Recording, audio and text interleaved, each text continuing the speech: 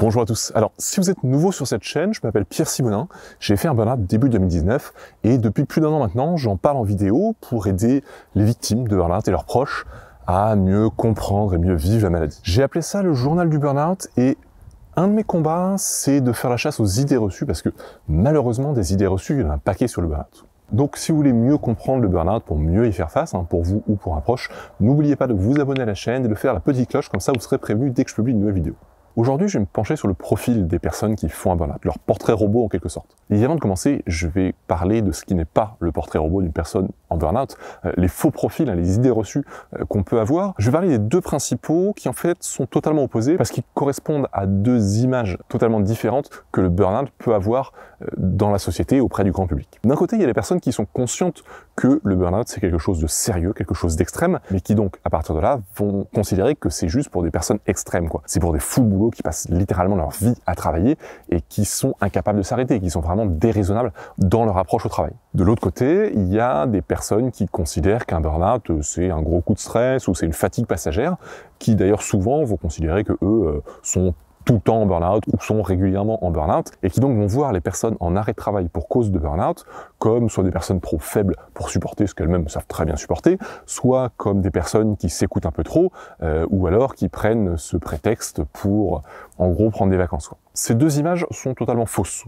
La personne en burn-out, c'est pas une folle de travail qui ne sait pas s'arrêter. La personne en burn-out, c'est pas une personne qui s'écoute trop et qui prend un peu ce prétexte-là pour s'arrêter. Ces deux images-là sont fausses et en plus de ça, elles sont dangereuses parce qu'en fait, personne ne se reconnaît vraiment ni dans l'un ni dans l'autre. Donc concrètement, beaucoup de gens considèrent que eux n'ont pas de risque de burn-out. Le burn-out, ça peut pas être pour eux parce qu'ils ne sont ni l'un ni l'autre. Alors que le burn-out, malheureusement, c'est beaucoup plus large que ça peut concerner beaucoup plus de personnes que ça, et c'est entre autres pour ça qu'il va y avoir un phénomène de déni, puisqu'il faut savoir que les personnes qui font un burn-out, la plupart du temps, ont une phase de déni plus ou moins longue au début de la maladie. Alors, il existe un certain nombre d'études sur le profil des personnes en burn-out. Pour un certain nombre de raisons, les résultats de ces études sont un peu à prendre avec des pincettes, mais ça donne quand même des informations intéressantes. Après, ça peut aussi amener un peu d'incompréhension. Si on regarde certains articles, le portrait robot de la personne en burn-out, c'est une mère de famille, cinquantenaire, agricultrice. Alors oui, les femmes ont plus de chances de faire un burn-out que les hommes, entre autres à cause de la charge mentale supplémentaire que les femmes ont apportée. Il y a proportionnellement plus de burn-out chez les agriculteurs que dans beaucoup d'autres professions.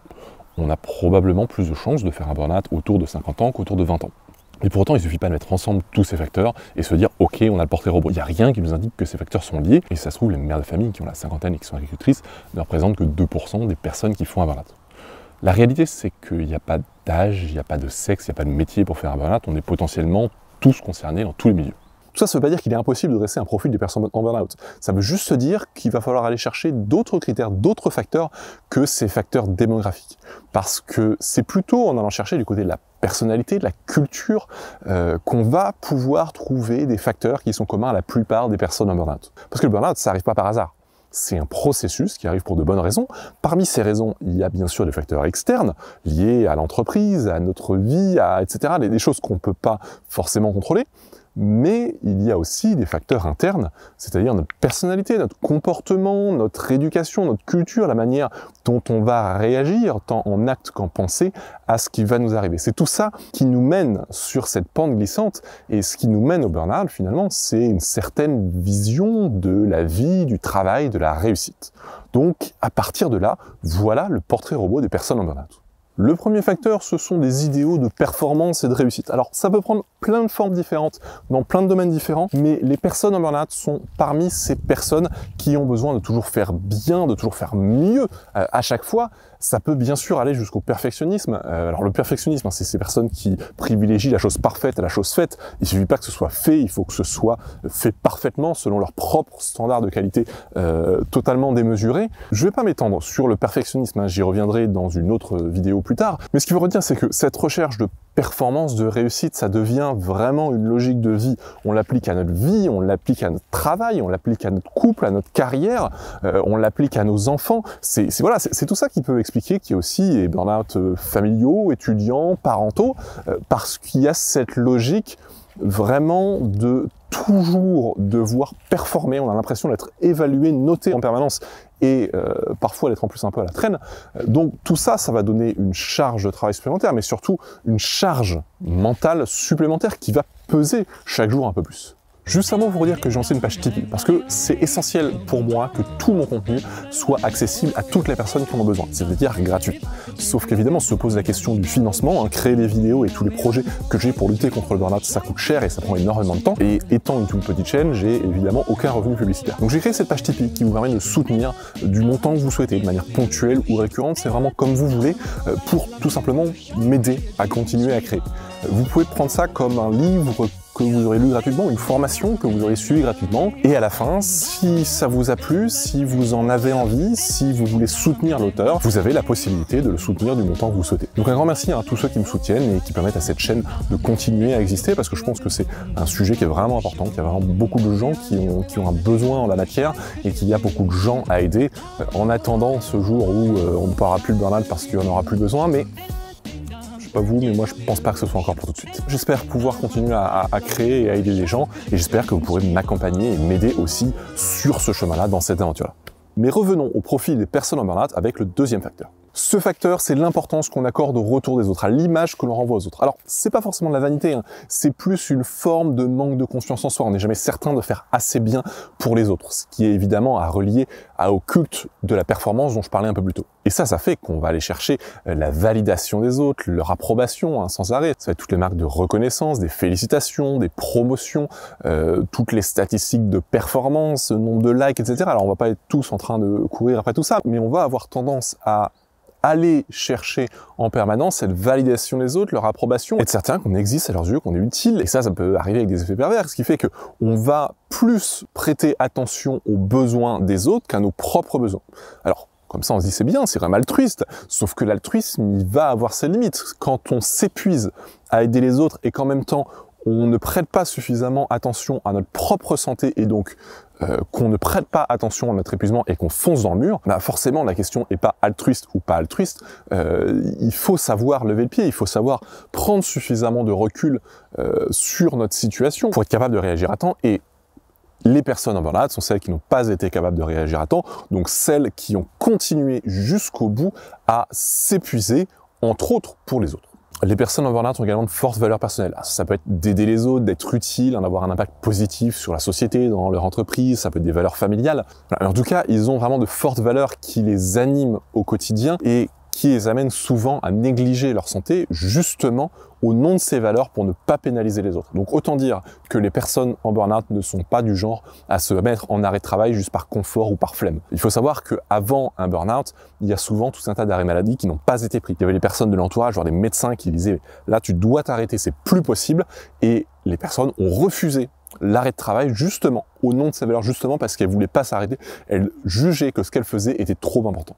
Parmi ces valeurs, il y en a une qui est essentielle, c'est la valeur travail. Les personnes en burn-out ont une très forte valeur travail. Ça peut prendre plein de formes différentes, ça peut avoir plein de degrés différents, mais il y a cette valeur travail. Ça peut être que le travail prend une place prépondérante dans notre vie, ça peut être qu'on a l'impression de ne pouvoir s'exprimer vraiment qu'à travers le travail, ça peut être qu'on a l'impression d'être essentiel, indispensable à notre travail, ça peut être simplement qu'on a une très forte conscience professionnelle, et tout ça est profondément ancré en nous, et peut aller d'ailleurs très loin. Je parlais dans mes 2 dernières vidéos de l'addiction au travail, qui est un vrai souci et qui est souvent l'objet d'un déni.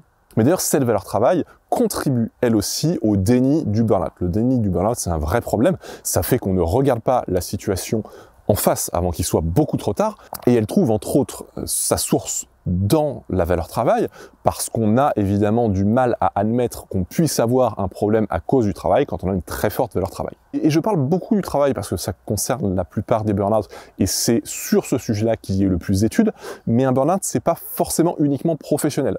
Il y a déjà des facteurs et professionnels et personnels dans à peu près tous les burn-out, mais dans certains burn-out, le facteur professionnel n'est même pas primordial et il est au second plan, voire totalement absent. C'est par exemple le cas des burn-out maternels dont je parlais un peu plus tôt. Dans un burn-out maternel, c'est pas la valeur travail qui est en cause, c'est bien sûr la valeur parentale.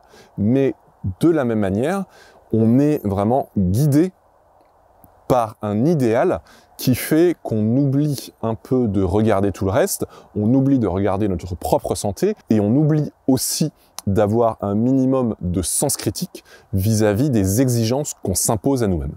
Enfin, le dernier facteur, il est à l'opposé de ce que certains pensent et de ce qu'on entend parfois. Les personnes en burn-out sont endurantes, extrêmement endurantes. Ce sont les personnes sur lesquelles, avant leur burn-out, on pouvait s'appuyer en toutes circonstances. On pouvait toujours compter sur elles. C'était le pilier. C'était souvent des personnes qui n'avaient quasiment jamais été en arrêt maladie de leur carrière. Ce sont en général les personnes les plus fiables, les plus présentes, les plus endurantes de leur équipe, voire de leur entreprise. Donc moi, ça me tue quand j'entends dire que le burn-out, c'est un signe de faiblesse, parce que c'est tout le contraire, en fait. Les personnes en burn-out, ce sont des personnes qui ont su tenir l'intenable pendant trop longtemps, en fait.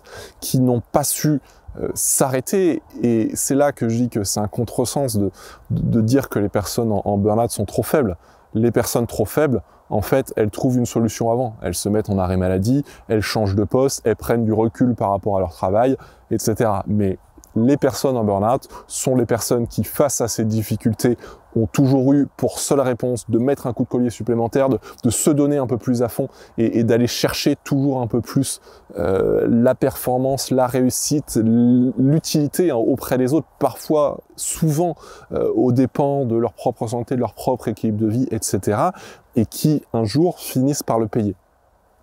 Donc, taxer ces personnes-là de faiblesse est souvent déjà d'une extrême ingratitude, parce que c'était les personnes sur lesquelles on s'appuyait en permanence avant, mais aussi vraiment une incompréhension profonde de ce qu'est le burn-out, de ses mécanismes, de ce qui permet d'arriver à ça. Et j'en profite pour mettre en garde contre la tentation de comparer à poste égal, à situation égale, etc.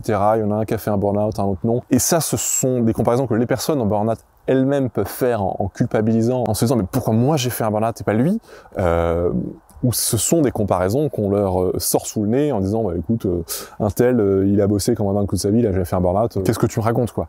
Mais ça n'existe pas, la situation égale. On est tous différents et on a tous un cocktail en fait de ressources et de charges qui va être différent. C'est quelque chose de très très personnel, et le burn-out, c'est un déséquilibre durable entre nos ressources qui nous permettent de tenir, qui nous permettent d'avancer, etc.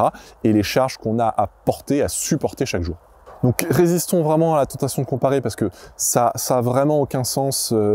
On ne peut pas comparer des vies, quoi.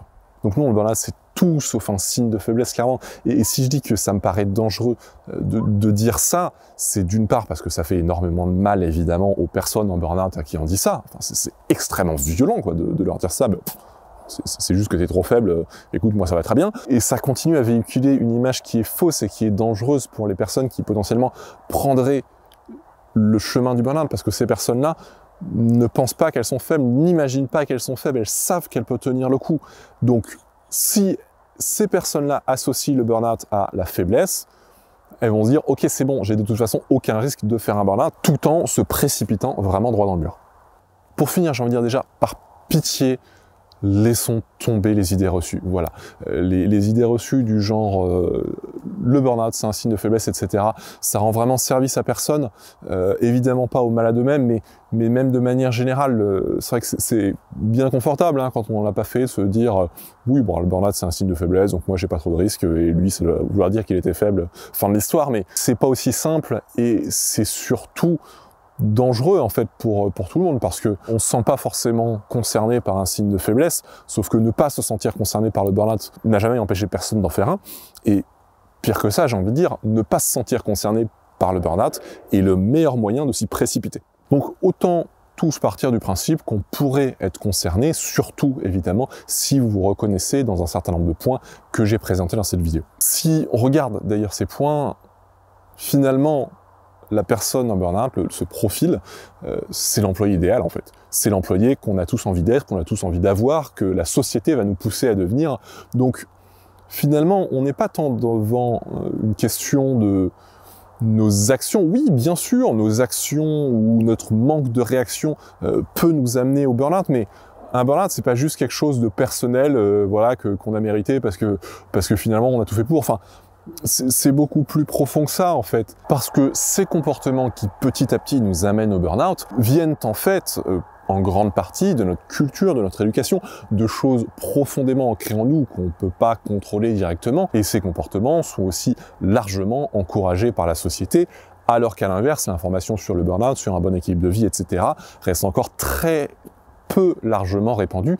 Donc, c'est pas une histoire de ce qu'on fait et on n'a pas réagi, on n'a pas vu venir, donc on a bien mérité ce qui nous arrive. C'est quand même beaucoup plus subtil que ça et beaucoup plus fourbe que ça, quoi. Alors, évidemment, ce n'est pas parce que vous reconnaissez en tout point ou presque dans le profil que j'ai dressé que vous êtes certain qu'à un moment ou à un autre, vous allez faire un burn-out. Heureusement quand même, mais ça veut dire que vous êtes une personne à risque et pour éviter le burn-out, le mieux c'est de le faire activement, on va dire. Alors comment est-ce qu'on évite activement le burn-out? Ça passe par plein de choses, ça passe notamment par le fait de mieux s'écouter, ça passe par le fait de consulter un médecin quand on a un problème, ça passe par le fait de savoir lever le pied, savoir lâcher prise, savoir dire non parfois, hein, ne pas porter toujours plus de tâches, de poids, de responsabilités, etc. Mais si je devais donner vraiment un conseil, pour moi, ce serait de savoir écouter les retours de l'entourage.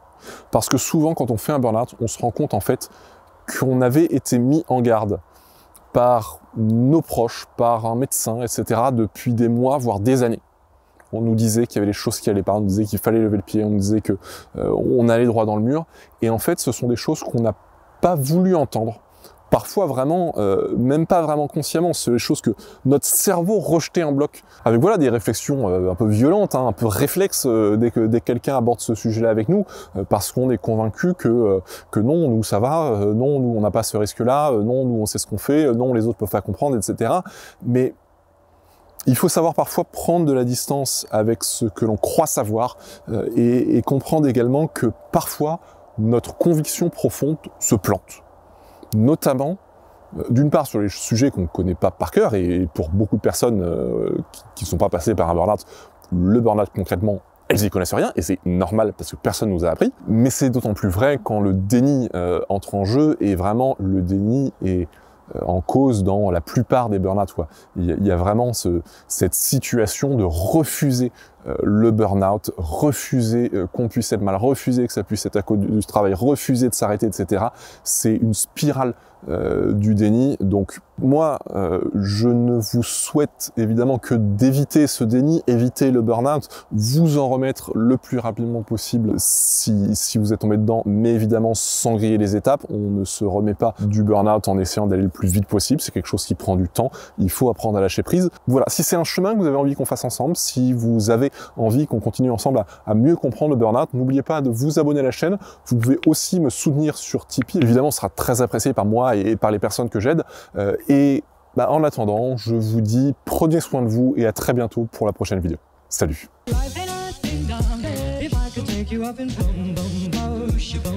Tell me I'm the only one that you love. Life could be a dream, sweetheart.